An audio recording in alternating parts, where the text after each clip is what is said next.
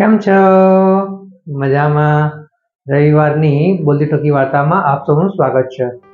મારા મિત્રો, આજની જે વાર્તા છે એ વાર્તાનું નામ છે ઘરડા ન થવાની કળા.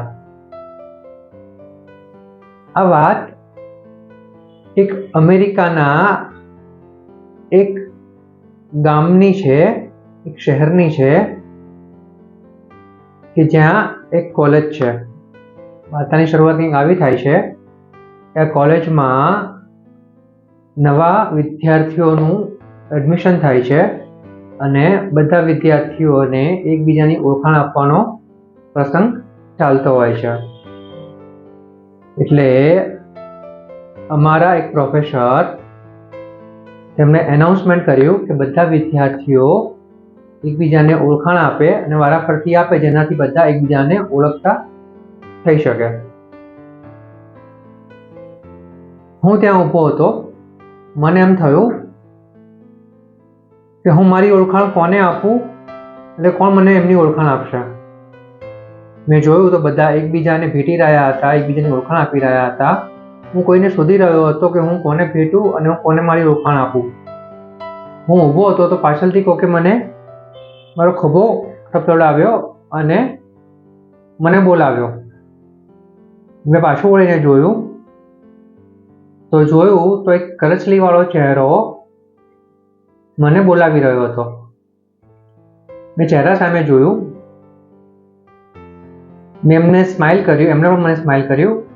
હું કંઈ કહું તે પહેલાં જ તેમણે કહ્યું કે મારું નામ રોઝ છે, મેં આ કોલેજમાં એડમિશન લીધું છે, મારે આ કોલેજમાં 1 વર્ષ ભણીને મારી ડિગ્રી લેવાની છે, તેના માટે હું આવી છું. તો શું હું તમને ભેટી શકું?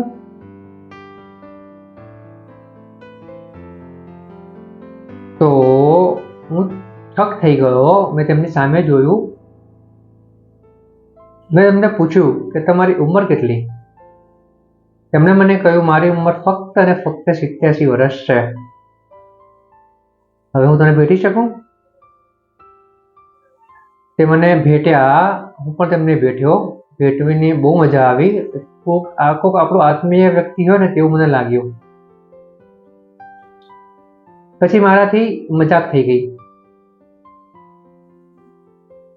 મેં કહ્યું કે હજુ તો તમે નર્સરીમાં ને કેજીમાં છો, તો અત્યારે કોલેજમાં એડમિશન લેવા કેમ આવ્યા? તો તેમણે કહ્યું કે તમારી ભૂલ થાય છે, હું કેજી નર્સરીમાં નથી, હું તો કોલેજમાં પ્રવેશ લઈ શકું એ ઉંમરની છું. તો મેં એમને કહ્યું કે તમારો અત્યારે આ કોલેજમાં લેવાનો ઉદ્દેશ્ય શું? મજાકમાં પૂછ્યું. તો તેમણે પણ મજાકમાં કહ્યું, તે પણ ખૂબ શું કહેવાય કે બહુ રમૂજી વ્યક્તિત્વ હતું. તેમણે પણ વાત કરી રમૂજની રીતે. મારું જે પર્પસ છે, હેતુ છે આ કોલેજમાં એડમિશન લેવાનો, તો એક જ છે કે કોલેજમાં એડમિશન લઈને કોઈ ધનાઢ્ય વ્યક્તિ હોય તેને હું મારો પતિ બનાવીશ. પછી અમારા બાળકો થશે, બાળકોના બાળકો એટલે મારા ગ્રાન્ડ ચિલ્ડ્રન થશે. આ બધાને જોઈને પછી હું આખા દુનિયાના પ્રવાસે નીકળી પડીશ. એટલા માટે મેં આ એડમિશન લીધું છે. એમની આ વાત સાંભળીને ખૂબ હસ્યો. પછી આવી રીતે બધાના ઓળખાણનો સમય પૂરો થયો. પછી બધા પોતપોતાની રીતે અલગ અલગ કોલેજ સમય ચાલુ થયો તેમ બધા અલગ રીતે લોકો મળવા લાગ્યા. આ જે રોઝ હતા, રોઝનો ફેન ફોલોઈંગ બહુ જ હતું. કોલેજના મોટા ભાગના લોકો તેમને ઓળખતા, તેમની સાથે વાતો કરતા અને આ રોઝ પણ બધા સાથે ખૂબ હળીભળીને વાતો કરે. પછી એક દિવસ મેં એમને કીધું કે રોઝ આપણે કોફી પીવા જઈએ? તો રોઝે કહ્યું કેમ નહીં. પછી અમે લોકો કોલેજમાં જે કેફે હતું એમાં કોફી પીધી, ખૂબ સારી વાતો કરી, એકબીજા વિશે જાણ્યું. રોઝ વિશે જાણીને મને ખૂબ ખૂબ ખૂબ ખૂબ આનંદ થયો. આમ કરતાં કરતાં કોલેજનું વર્ષ પતવા આવ્યું, પરીક્ષા આવી.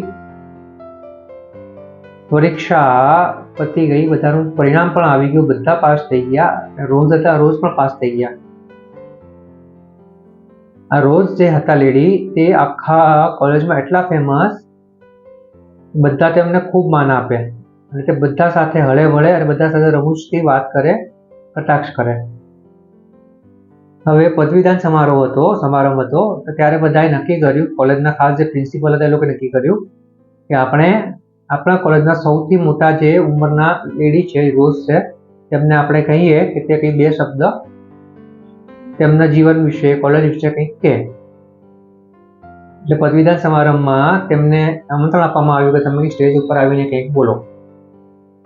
રોજ પણ જાણે તૈયાર જ હતા તેવી રીતે તેમણે પણ ઓફરને એક્સેપ્ટ કરી લીધી, આમંત્રણને સ્વીકારી લીધું અને તેમણે પણ તૈયારી બતાવી, હું સ્ટેજ ઉપર જઈને કંઈ બોલીશ.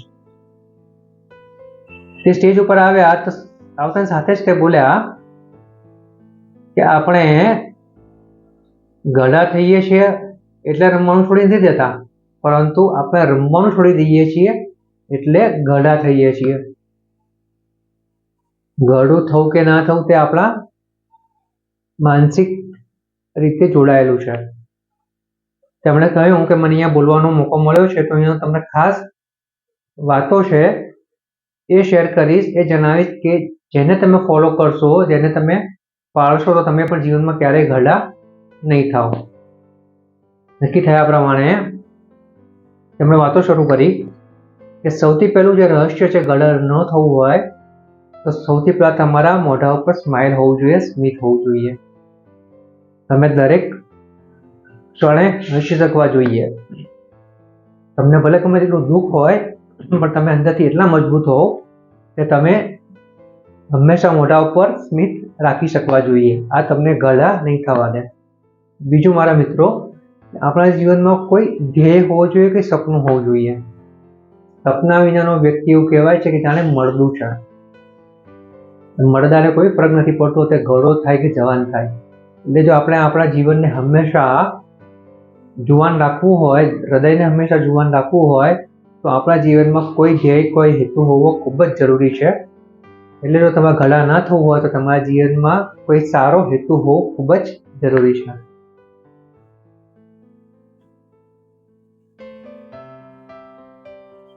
પછી વાત છે કે આપણા માનસિક વલણની.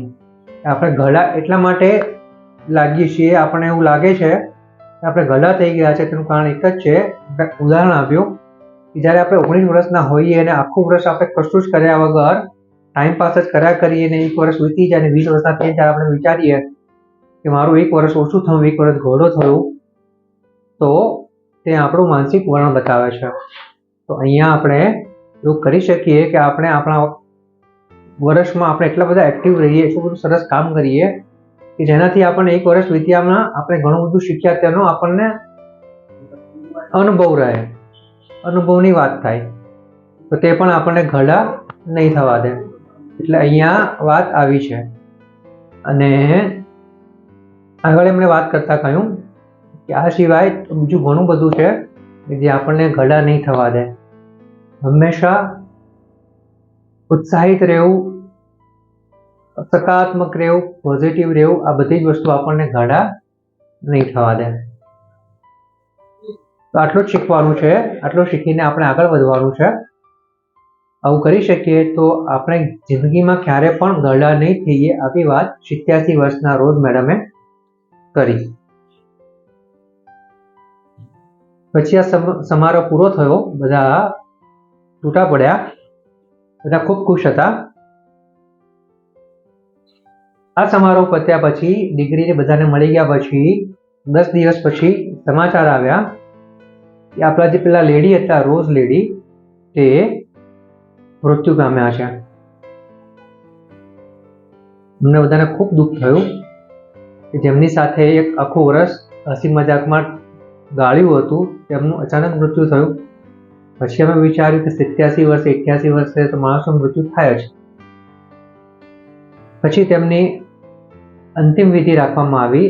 અંતિમ વિધિમાં આશરે 2000 લોકો, કોલેજના બધા જ લોકો તેમને મળવા માટે આવ્યા, તેમના અંતિમ દર્શન માટે આવ્યા અને બધાએ ખૂબ સારી વાતો કરી. અને આવી જ રીતે અમે રોઝ મેડમને વિદાય આપી. મારા મિત્રો, આ જે વાર્તા છે તે અહીંયા પૂરી થાય છે. આ વાર્તા કે જે છે ગડા ન થવાની કળા, તે આપણને ખૂબ બધી સલાહ આપી જાય, ખૂબ બધા સંદેશા આપી જાય, ખૂબ બધી સકારાત્મક વાતો આપી જાય છે.